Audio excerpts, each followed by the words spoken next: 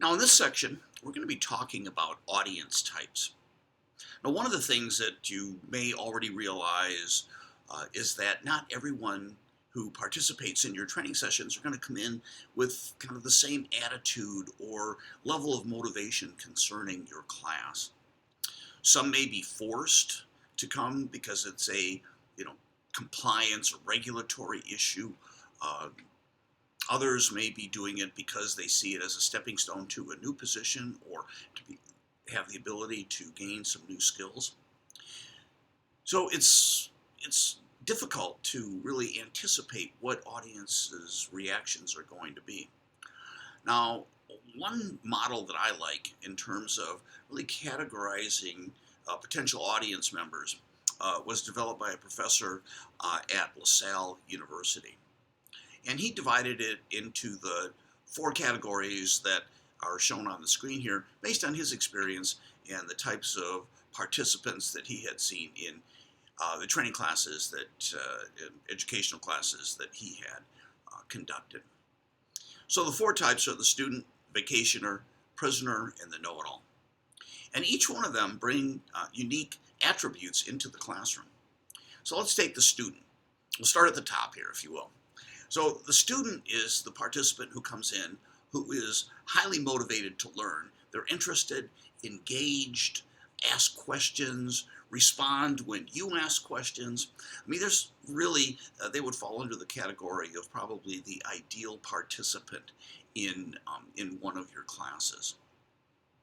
But unfortunately, our classes just through the verities of human nature are not all going to be made up of students.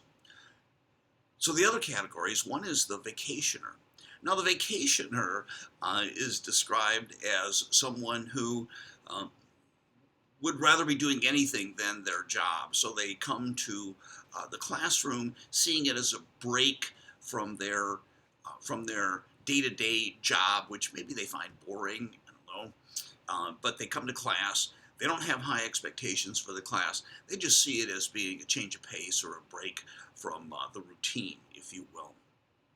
So in working with vacationers, it's important to really try to engage with them and to spark some interest in the course content on their part. Now, the professor actually, and I have tried this in a number of classes as well with some success, will use this model, put it up on the screen, and then I'll ask for a show of hands. How many of you are students? How many of you are vacationers? If you're a vacationer, that's okay. Okay? It would just ask you to take a break from the vacation occasionally and kind of tune into the class, and you may get some real benefit from that. And then go around the board. Now, I don't suggest this for every class, but especially if you're doing a class that, like I mentioned before, where it's mandatory on the part of the participants to attend. You may not know what their supervisors have told them about the course beforehand. They may say, oh, it's required training. You have to go to this, but don't worry. When you get back from the training, I'll show you how the particular activity is really done, kind of thing. So, they sort of poison the well a little bit, if you will. Again, that doesn't happen very often, but I've seen situations where it does happen. So getting back to the vacationer, again, the opportunity for working effectively with vacationers is to spark their interest in a particular topic and really emphasize the benefits that they're going to get from this course that you're teaching that will help them be more successful in their job, possibly prepare them for promotion, find a more rewarding job, become a more effective leader, emphasizing the benefits that they're going to take away from this particular course. And then continuing, I guess, clockwise around the diagram here, next is the know-it-all. And that's the person who comes into your class and sees themselves as really being an expert in the particular topic. And they want everyone to know that they're an expert in the topic that you're teaching. And sometimes will be challenging. They'll want to answer every question. And again, may not always agree with what it is that you're saying. Now, in terms of working effectively with know-it-alls, it helps to, because the know-it-all is seeking attention, to provide them some positive feedback, express some appreciation for their views, even if they're different than the ones that you have, pointing out that there are different approaches to solve the same problem. So acknowledging that there are more than one way to solve a problem or succeed in a particular role. And sometimes, I found myself in the position where I might have to go outside, during the break and speak with the know-it-all and give them some positive feedback, but also say, it's obvious that you know a lot about this topic. Would you mind if I called on you for input? Would you be a group leader if we have a small group activity? Okay, to give them that kind of acknowledgement that they're seeking for their knowledge and expertise. Again, this is assuming that they say they have expertise and they actually have expertise in a particular topic. But it's important to give them some recognition. And then the final category is the prisoner. I mean, that's the person who is attending the course at the orders of the organization or their supervisor. They don't really see any value in the course, and may give you pushback on particular topics. Now, in this case, again, if you see someone who's a prisoner, again, you can, like you do with a vacationer, try to win them over through emphasizing the relevance of the topic, how it's going to make their jobs easier, how it's going to help them be more successful.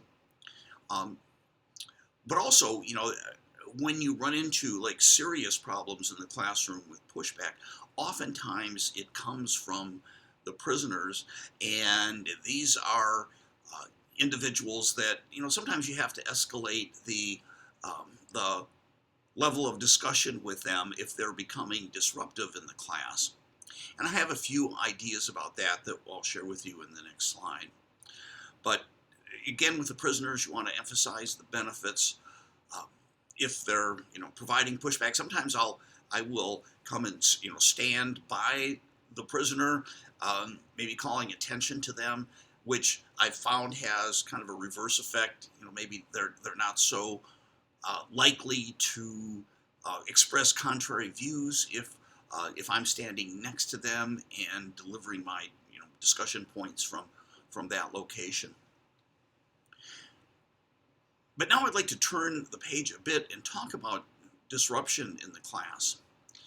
And I have some ideas that I think could be beneficial in that regard. And there's an old saying that says an ounce of prevention is worth a pound of cure, and that's true in this situation. So what is important to do is from the outset set ground rules about and expectations about the class in terms of timeliness, interaction, if you will, staying off of electronic devices, that sort of thing. And frequently, I will have my own list that I'll start with in terms of ground rules that I'll put up on a flip chart sheet. And then what I'll do is I will ask the participants for their ideas. Okay, what am I missing here? What are some other ground rules that I should have? And the vast majority of the time, the participants will come up with some good suggestions, and I will add them to the list. And then once I kind of exhaust that list, then what I do is I ask the participants, can we all agree to these ground rules?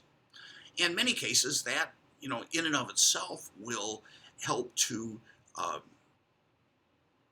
deter problems from occurring in the class. Now, I mentioned the know-it-all, and for example, and that's why I have that second bullet point here, is to listen carefully. And even if it's a prisoner who's giving some feedback and being contrary to what the course content is covering, for example. And one of the things that's very important is to listen fully and not to interrupt your participants when they're giving views, even if they're contrary views. You want to make sure that you listen to the end of their thoughts so that you get the entire thought out before you respond to it. And secondly, or B, I guess, to help ensure that the participant feels listened to, okay, that their views are important. And again, that can help to deter any contrary thoughts or negativism that might pop up during the course of your program. And then thirdly is looking at using a parking lot. So I use a parking lot in every course because at times, participants will come up with ideas or questions that may well be very valid, but they're really outside the scope of the content that you're covering. So if that's the case, then I use the parking lot to say, that's a very good point. That's an interesting question I hadn't considered, or the content doesn't cover this, but here, I'll write this down on the flip chart, and then what I'll do is I will research this and then I'll get back to you. Okay? So then we don't get into a lengthy back and forth about a particular topic or whatever. Basically, we're saying, well, let's take this offline, if you will. And so again, the person feels heard, their point is made, and we put it up on the parking lot. And then of course it's imperative that you follow up on the parking lot items and get back to the participant. Also, the next bullet point is asking probing questions. And when someone, especially if they're expressing a contrary idea, for example, or something that you might perceive as being challenging or maybe, I don't know, particularly difficult, it's always good to just ask for more information so that you have a better understanding of where the person is coming from with that particular view, especially if they're expressing something that's directly contrary to the content or that you're including in the course, or the company position on something, and by simply just after they express their view and say, well, that's an interesting perspective, tell me more about that. How did you come to see the issue that way? And again, assuming that you're not, falling too far behind in your class by getting more feedback or input from your participant, it's a great way, again, of making them feel that their viewpoint is being heard and possibly diffusing a difficult situation. Now, next bullet point is giving tasks. And again, that's really, in this case, it's focusing on those people who are the know-it-alls. And I mentioned before that, maybe suggesting to the person who is constantly interjecting that, maybe, we have a group activity coming up. Would you mind volunteering to be the group leader? So giving them something to do so that maybe they're a little less focused on being challenging or expressing their views on every particular topic that's being covered, but giving them a task, or whether it's a group leader or be the scribe or be the individual who reports back on behalf of your group. It's obvious you have a lot of expertise in this area. I would appreciate it if you could take on this role. And once again, it's a way of creating a relationship with that person, particularly the know-it-all, and really kind of getting them on your side, if you will. And then, the last point I think is important, but generally rare. So what I'm calling the nuclear option, and that is, someone is constantly disruptive, constantly contrary or challenging, and becoming disruptive to others in the class. It really presents a dicey situation for you as the facilitator. Because on the one hand, you can't really shut someone down by embarrassing them or, maybe telling them to, hold their views to themselves, for example. Because even if the person is being annoying, to you as the instructor that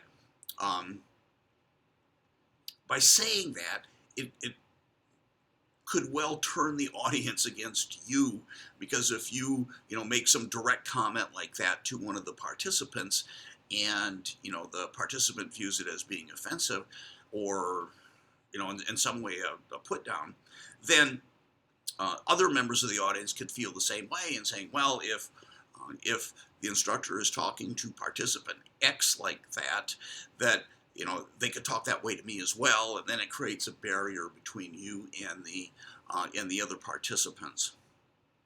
So the best first step as you kind of escalate this, if you have a disruptive student, maybe they're talking over you at a table, being disruptive to other participants at that table, for example, or in the row or where they're sitting while you're trying to communicate your ideas about the program.